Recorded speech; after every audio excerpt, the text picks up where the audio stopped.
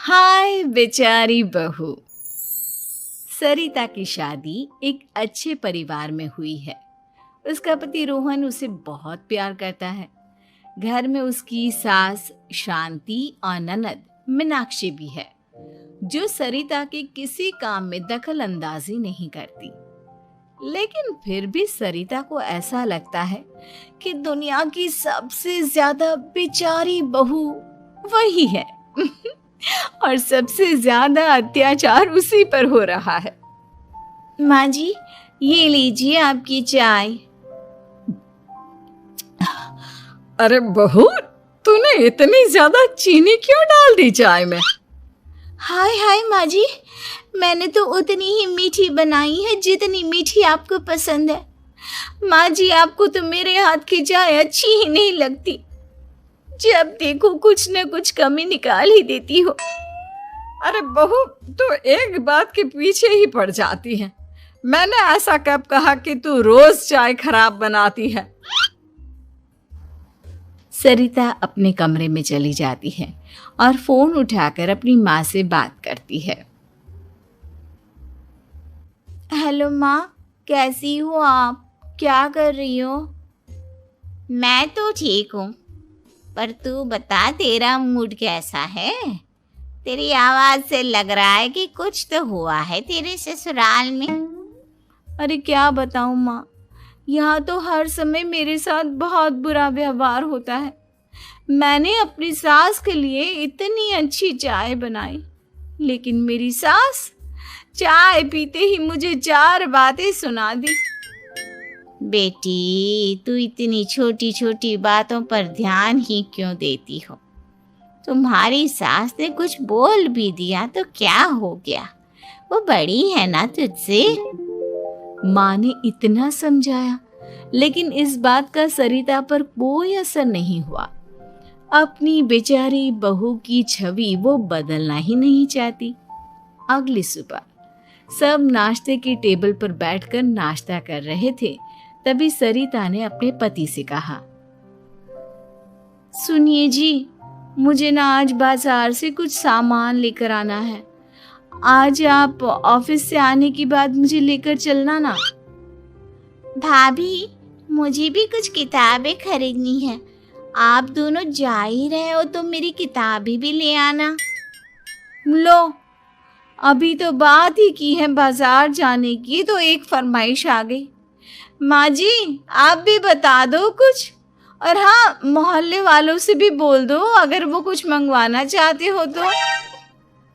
बेचारी मीनाक्षी अपना सा मुंह लेकर रह गई।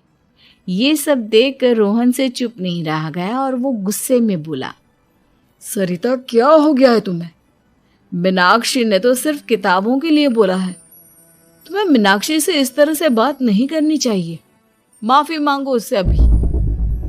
क्या? मैं माफी मांगू?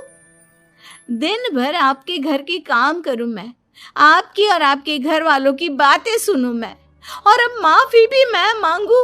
ऐसा कभी नहीं हो सकता। ये बोलकर सरिता वहां से चली जाती है। एक दिन उनकी पड़ोसन घर आती है। अरे सरिता, क्या कर रही है? और क्या करूंगी भाभी जी, बस घर का काम ही कर रही हूँ। आप बताओ कैसे आना हुआ? अरे मैं तो तुम्हारा हालचाल पूछने आई थी, लेकिन तुम तो बिजी लग रही हो। कोई बात नहीं, मैं बाद में आ जाऊंगी। और क्या करूं भाभी जी, जब से शादी होकर आई हूँ ना, बस काम ही कर रही हूँ, और इस घर में ना कोई मेरी कदर नहीं करता। पति है जो बस घर से ऑफिस, ऑफिस से घर। ननद को तो कॉलेज से फुर्सत नहीं। बची सास तो उनका सारा समय मेरी गलतियां निकालने में लग जाता है। अरे ये क्या कह रही हो सरिता? तुम्हारी सास तो पूरे मोहल्ले में तुम्हारी तारीफ करती फिरती है कि तुम बहुत अच्छी हो, पूरा घर तुम ही ने संभाल रखा है। हाँ तो क्या हुआ, इसमें गलत क्या कहती है? सच ही तो कहती है। मेरी मर्जी के बिना इस घर का पत्ता भी नहीं हिलता। शाम को जब रोहन घर आया तो उसने सबसे कहा, कल हम सबको मौसी जी के घर जाना है।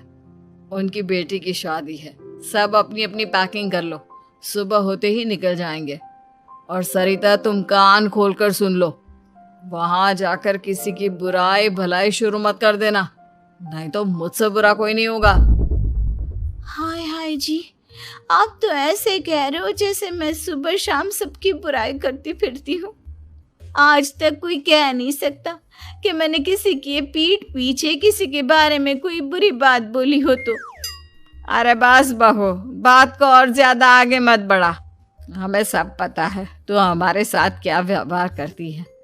ये बात घर तक रखना, शादी में किसी को कुछ मत बोलना, नहीं तो सब कहेंगे कि शांति की बहू कितना बोलती है। हाँ हाँ, सब कुछ तो मैं ही बोलती हूँ ना। आप लोग तो हर समय फूलों की बारिश करते रहते हो मेरे ऊपर। सारी गलती मेरी है जो मैं इस घर में आई। सबका कितना ध्यान रखती हूँ, लेकिन फिर भी मेरी तो आप लोगों की नज़र में कोई कदर ही नहीं है। अगली सुबह सब लोग मौसी जी के घर पर चले जाते हैं। वहाँ पर शादी का माहौल होता है। सब जगह चहल पहल होती है। बहुत सारे मेहमान आए हैं। सरिता को वहाँ बहुत अच्छा लग रहा है। वो अपने मन में सोचती है, यहाँ कितना अच्छा लग रहा है, कितनी रौनक है। मैं यहाँ किसी से ज्यादा बात नहीं करूँगी। अगर मेरे मुंह से कुछ ऐसा वैसा निकल गया तो रोहन जी तो मुझसे गुस्सा हो जाएंगी। सरिता ये सब सोच ही रही थी कि वहां रोहन की कजिन साक्षी आ गई और सरिता से बोली, आप सरिता भाभी हो ना? जितना आपके बारे में सुना था, आप तो उससे भी ज्यादा सुंदर हो। हाँ वो तो है, मेरी सुंदरता की तारीफ सब करते हैं। मेरे मायके में तो सब यही बोलते हैं कि रोहन जी की किस्मत बहुत अच्छी है जिन्हें मैं मिली। लेकिन आप कौन है? मैंने आपको पहचाना नहीं। मैं रोहन भैया की कजिन हूँ। आपकी शादी पर नहीं आ पाई थी ना, इसलिए आप मुझसे मिली नहीं कभी। शांति मौसी और मीनाक्षी आपकी बहुत तारीफ करते हैं। क्या कहा तुमने? मेरी तारीफ? कभी नहीं। मेरे ससुराल वाले कभी मेरी तारीफ कर ही नहीं सकते। मैं इतनी अच्छी हूँ, मेहनती हूँ, लेकिन उन्हें तो मेरी कदर ही नहीं। सारा दिन घर का काम करती हूँ, फिर भी मेरी सास ना मुझे सुनाती रहती है। और पति भी मेरी सास की साइड लेते हैं। ना कभी बाहर ले जाते हैं, ना कहीं घुमाने। अगर घुमाने के लिए कभी बोल भी देना तो उनकी बहन बीच में आ जाती है। मैं कैसे रह रही हूँ उस घर में, ये मैं ही जानती हूँ। सरिता की ये बातें सुनकर साक्षी को बड़ी हैरानी हुई। अब वो हर किसी के सामने अपनी बढ़ाई और ससुराल वालों की बुराई करने लगी। रोहन और शांति को सरिता पर बहुत गुस्सा आया, लेकिन वो चुप रहे। अगले दिन जब वो अपने घर पर आए, सरिता, तुमने क्यों सबके सामने मेरी इज्जत का तमाशा बनाया? तुमसे बोला था ना कि चुप रहना। अजी ऐसा भी क्या कह दिया मैंने जो इतना भड़क रहे हो? तुम जहां जाती हो अपना रोना शुरू कर देती हो। कभी किसी दूसरे की बात ही नहीं सुनती, बस अपनी कहती रहती हो। तुमने सबके सामने हमारा तमाशा बनाकर रख दिया है। हे भगवान, मुझे अपने पास बुला ले। जिस घर में मेरी कदर ही नहीं, उस घर में मेरा क्या काम? अरे क्या करूंगी मैं यहाँ रहकर? जो भी आता है मुझे सुनाकर चला जाता है। मैं तो किसी से कुछ नहीं कहती। सीधी सादी बहू मिल गई है ना सबको, तो जो जी में आए वो करो। सरिता ने अपने आगे किसी को कुछ बोलने ही नहीं दिया और उस दिन भी उसने सबके सामने खुद को बेचारी बना ही दिया। अगले दिन मीनाक्षी कॉलेज के लिए लेट हो रही थी, इसलिए वो हर काम जल्दी जल्दी कर रही थी।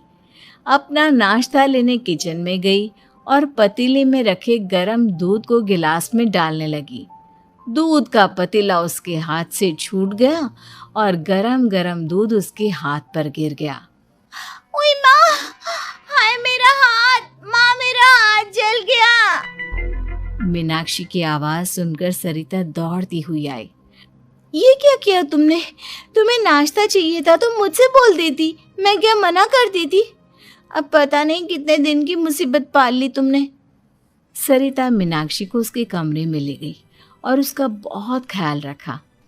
उसका इस तरह से ख्याल रखना शांति और रोहन को थोड़ा अजीब लगा। माँ, सरिता के दिमाग का भी कुछ पता नहीं। कल शादी में सबको इतना कुछ बोल कर आई है हमारे बारे में, और अब मीनाक्षी की कितनी अच्छी देखभाल कर रही है। ये ऐसा क्यों करती है? बेटा, तेरी बीवी की ना आदत हो गई है सबके सामने खुद को बेचारी दिखाने की, और आदत इतनी जल्दी नहीं बदलती। जब ये बोलना शुरू करती है तो रुकने का नाम ही नहीं लेती, इसलिए इसे पता ही नहीं चलता कि ये किसके सामने क्या बोली जा रही है।